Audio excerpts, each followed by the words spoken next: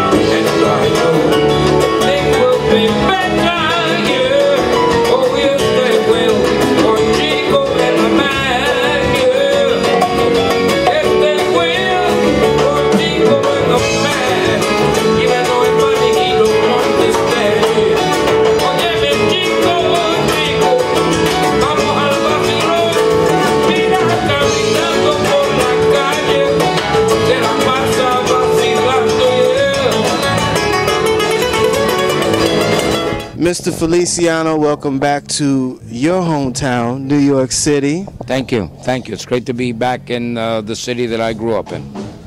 You know, you have a lot to celebrate because 2013 is going to be a hellified year for you. You are in the studio about to collaborate with the likes of Shakira, Wyclef. Yeah, I'm really excited. Especially, I'm going to enjoy working with Wyclef. He's such a good person. I worked with him a little bit while ago. I played guitar on a track by 2 Chainz, and so I'm looking forward to some good things. You know, I think it's now fair to say that everything has come full circle. I mean, you are now continuing the music that you've continued to start off with, but now you have another generation or two that are now catching up to your legacy. Well, sure, and more than that, I'm celebrating the fact that I owe a lot of my American musicality to African American music. Singers like Sam Cooke and Otis Redding and Ray Charles and Stevie Wonder and those great musicians in rock were the ones that were my teachers. Sam Cooke was my teacher. When it came to jazz, there is only one king of swing in my mind, and that's Duke Ellington, Count Basie.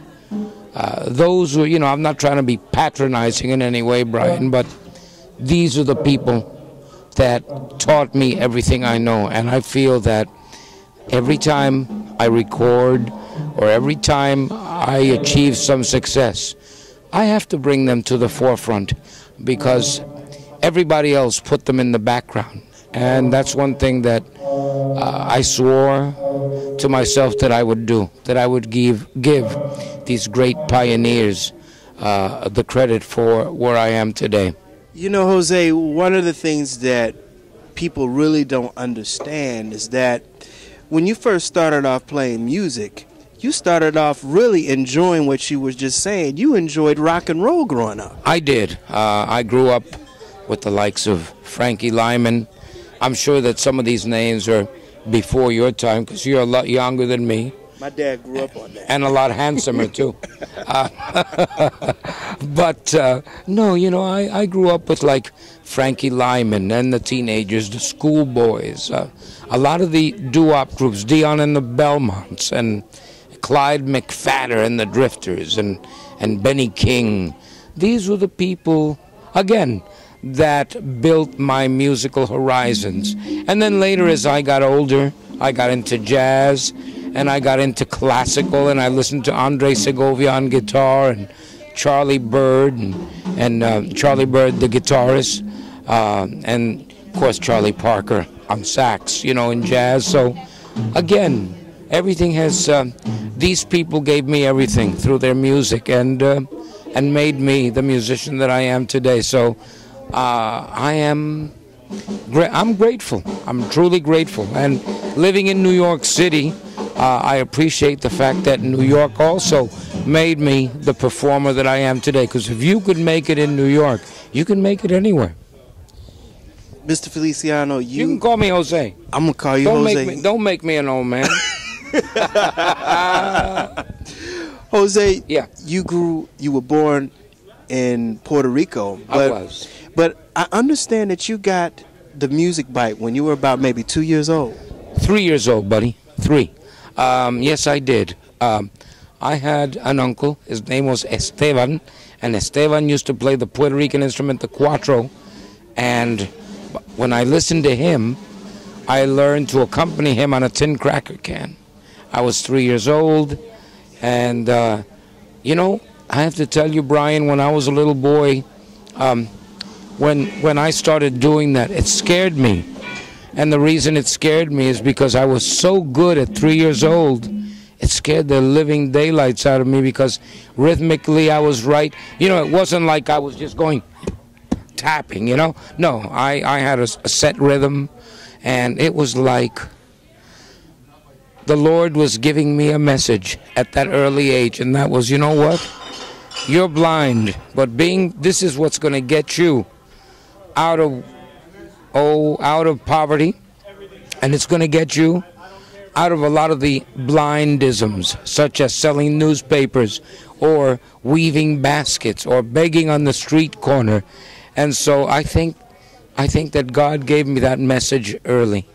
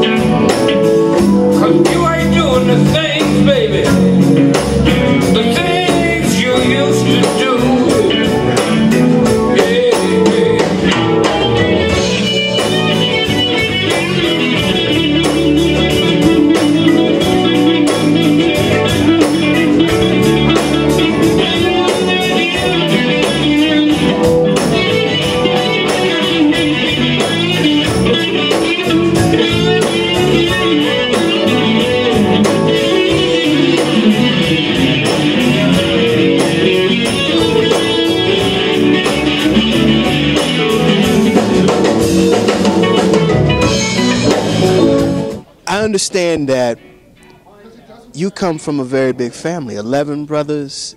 I do. Well, we had no television in our household, really, in Puerto Rico anyway. When we got to New York, we did have television, but that didn't stop my father. So we were a family of 11 brothers. Two died in Puerto Rico. One died in New York. He was born in New York and had complications.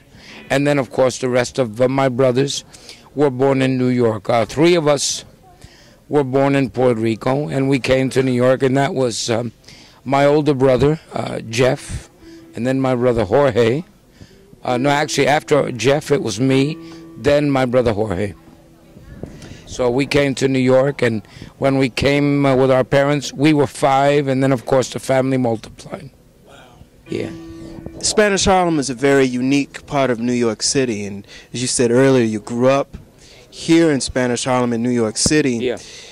Tell me about what made your Puerto Rican heritage so very important to you growing up in Spanish Harlem, as well as to the music that you've recorded throughout your career. Well, Brian, in my music, it gave me the edge because I think being Latino gave me a certain fire in the guitar. It also, because Latin vocal inflections are so similar to African American blues inflections, it gave me the edge to be able to sing bluesy kind of music, gospel. It gave me that edge. And then, as I said, playing the guitar, it gave me a certain fire that I don't know if I would have had if I'd just been Jose Caucasian, no Latin flavor, you know. I don't think I would have been the same. You know, I understand that you brought up one of your big classical guitarist heroes, but another one is one of my favorites, is the legendary Wes Montgomery. Definitely. I mean, what musician isn't influenced by the great Wes Montgomery, who I think came more into his own in the 70s when he started doing things like Wendy and more contemporary things. But I love Wes Montgomery very much. I thought he was a fantastic guitarist.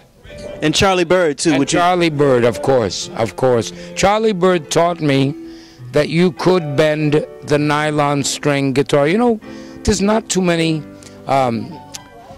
acoustic players that play the nylon string guitar with any gusto, you know. Charlie Bird was one of them. The other was a Brazilian guitarist named Luis Bonfá.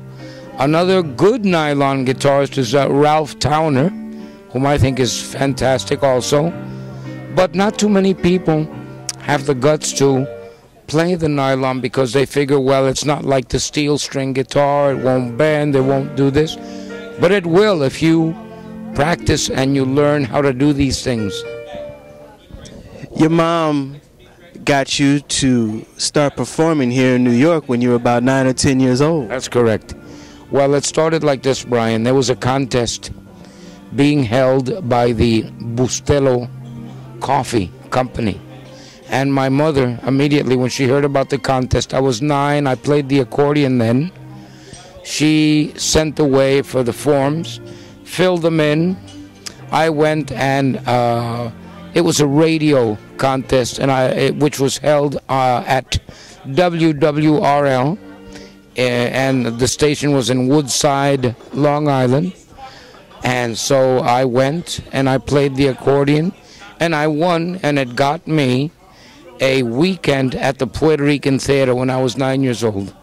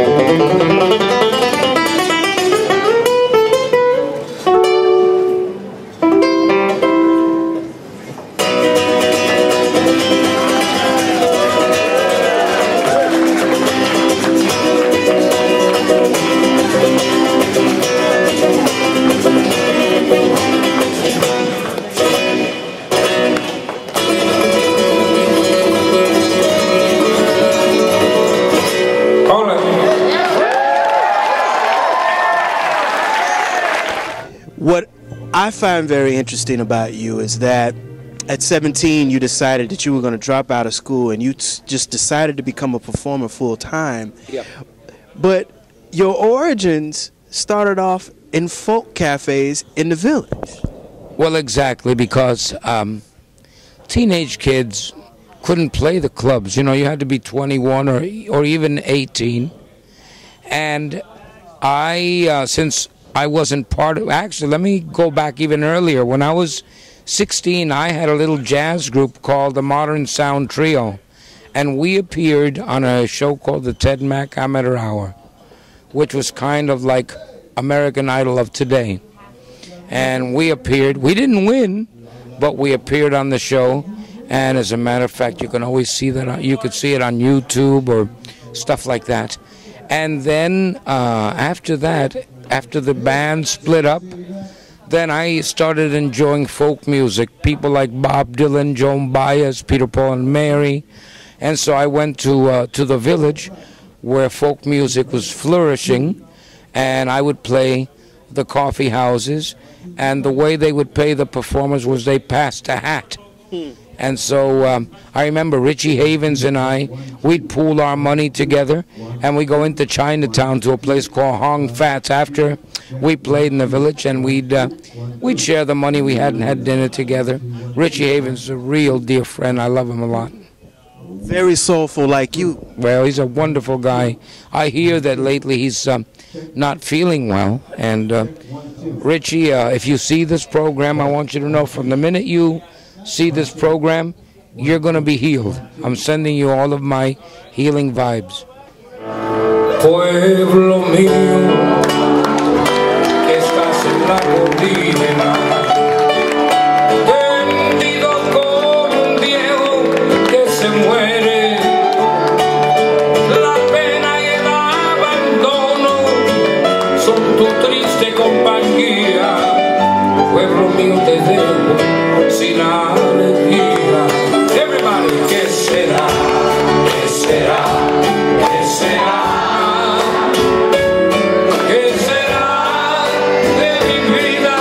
¿Qué será?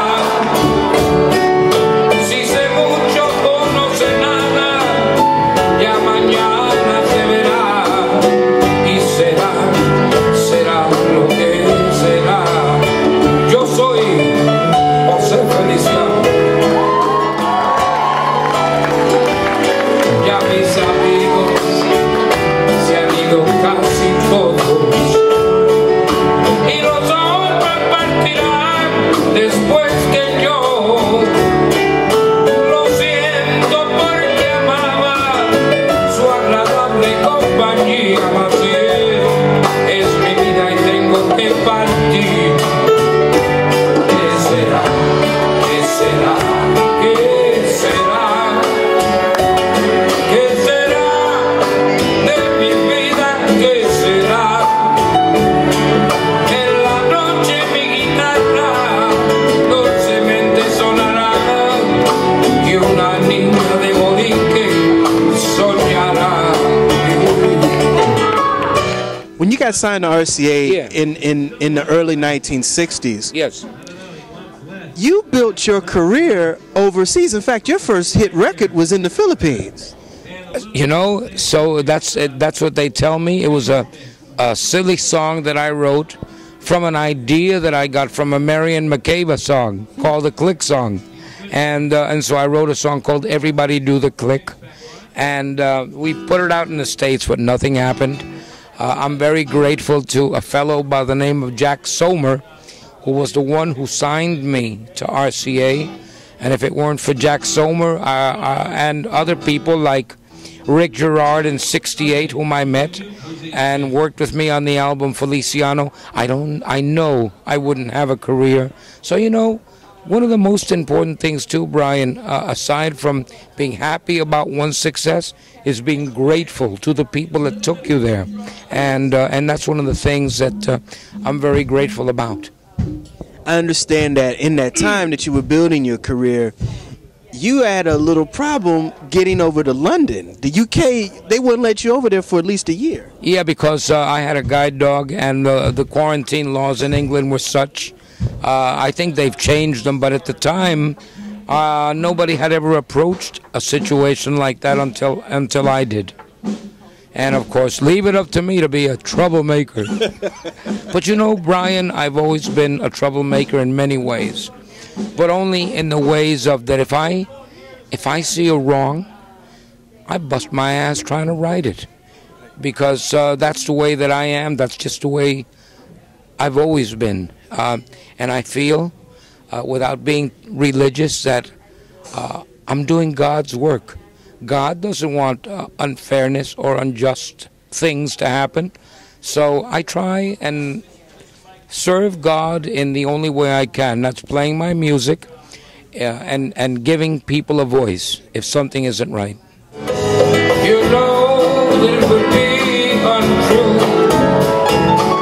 You know that I would be a liar if I was to say to you, yeah, girl, we couldn't get much higher. Come on, baby, light my fire. Come on, baby, light my fire. Try to set the night on fire.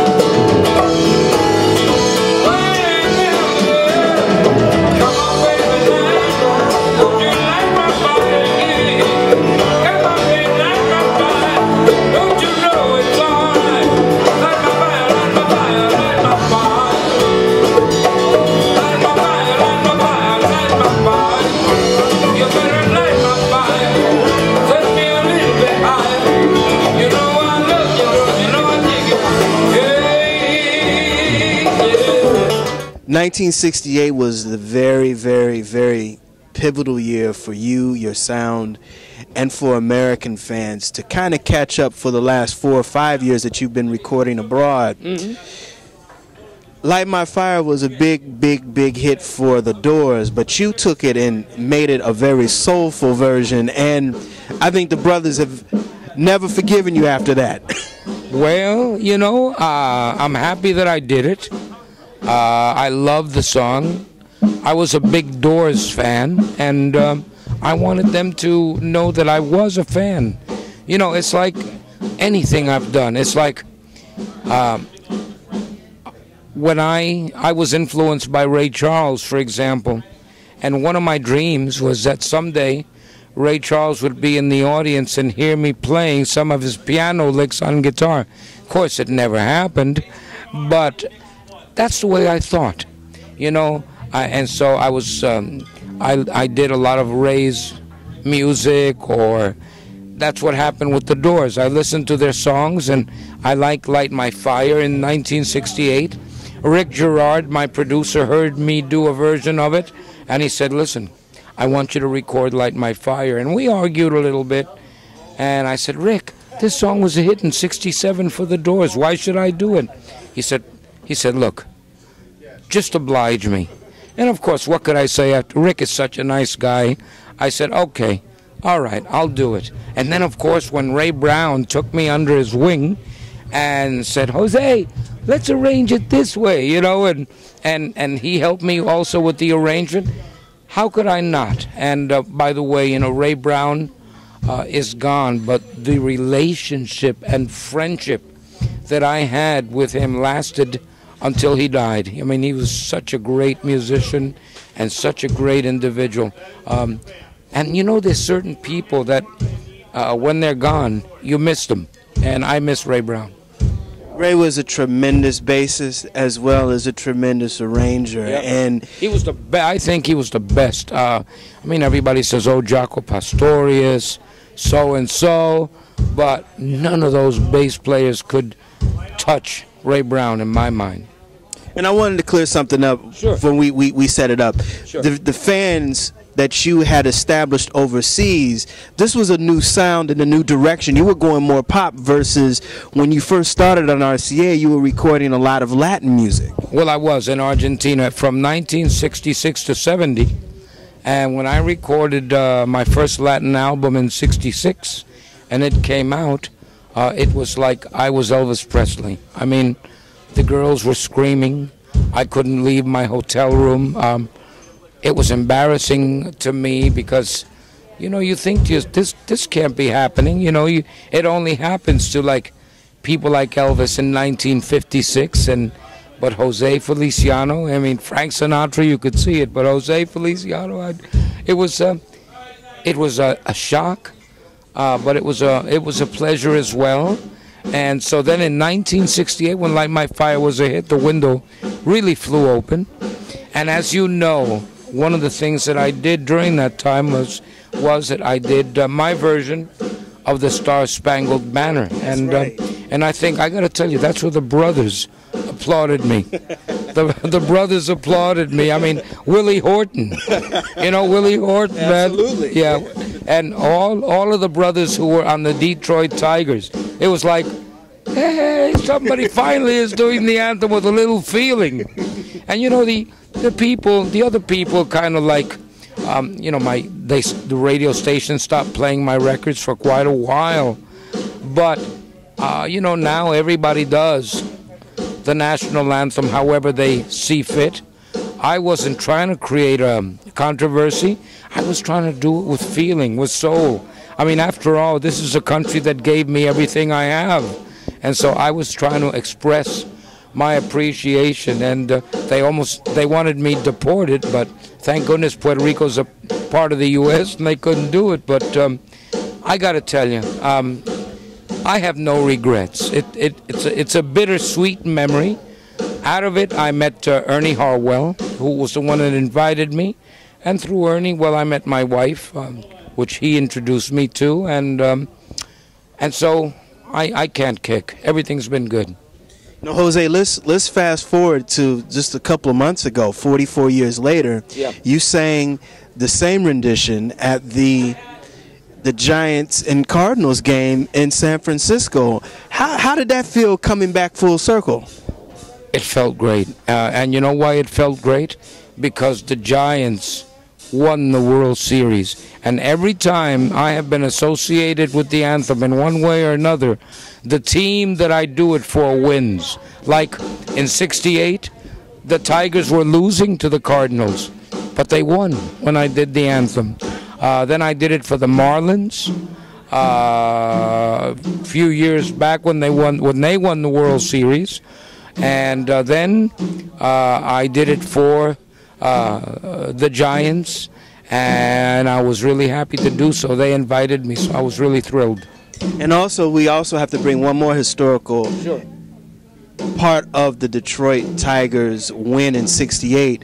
They had just come from a year before from the race riots, and it brought the city back together again. Most definitely, yo. I think definitely it brought the city back together. And I think Detroit now has to be put back together, you know, with labor unrest and a lot of people in Detroit not having jobs and things like that. Myself, I have a lot of good memories in Detroit. Some of my career was there, and so I'm really, really glad that the Cardinals and Tigers brought the city together in 1968.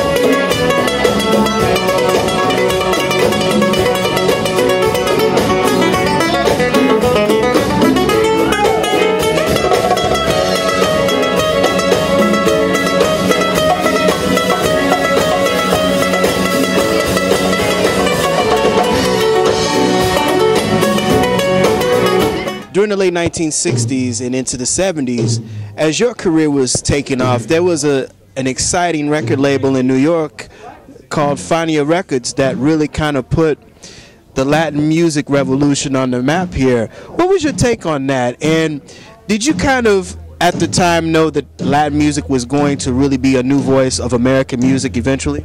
Well, Latin music had always been pounding on the doors from the 50s even. You know, from the 50s when we had like Tito Rodriguez, Tito Puentes, groups like Cortijo y su Combo, so many groups. And then, you know, Fania was kind of like the Latin Motown. The fellow who ran it was a really good guy, Jerry Basuchin. And Jerry, in some ways, reminded me of the great Berry Gordy, who I love very much, who was a friend of mine, and I was on Motown for a little while. I do wish that I could have been on Motown with all those great producers like Norman Whitfield and Smokey and some of those great people. But anyway, I was very happy when I was on Motown for a little while, and I enjoyed it, and I enjoyed Berry Gordy, and I always felt that Latin music would someday come more into its own, and it has. I mean, Miami Sound Machine. I think Miami Sound Machine more than anybody else. Gloria Estefan, you know, have come into prominence on their own 2 feet. Shakira has done some really good things, you know, and whatnot. So I think Latin music has made its mark, and I think it's going to continue. We are on Sunday. I'll come back to say till then. I'll remember to your voice, every bright star we made wishes upon. Promise always, love me always, promise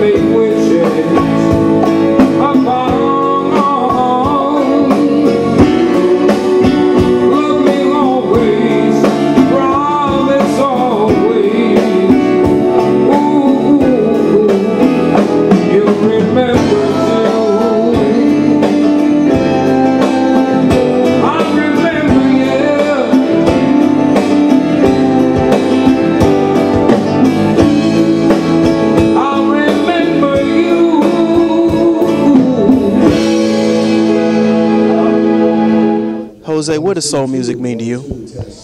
Soul music means everything to me. It's the music that I learned as a kid. Soul Brothers were the friends I had in school.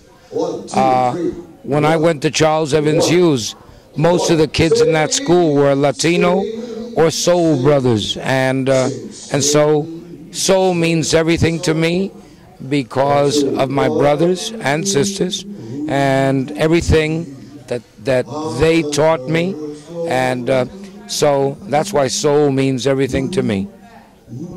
That'll do it again for another edition of the Pace Report, reporting live here at B.B. King's here in New York City. I'd like to personally thank the legendary Jose Feliciano for his time, as well as the staff and management here at B.B. King's. As always, please visit my website, www.thepacereport.com, for my weekly column as well as my past segments. Until next time, remember, if it's in the groove, it'll make you move. Till next time, peace.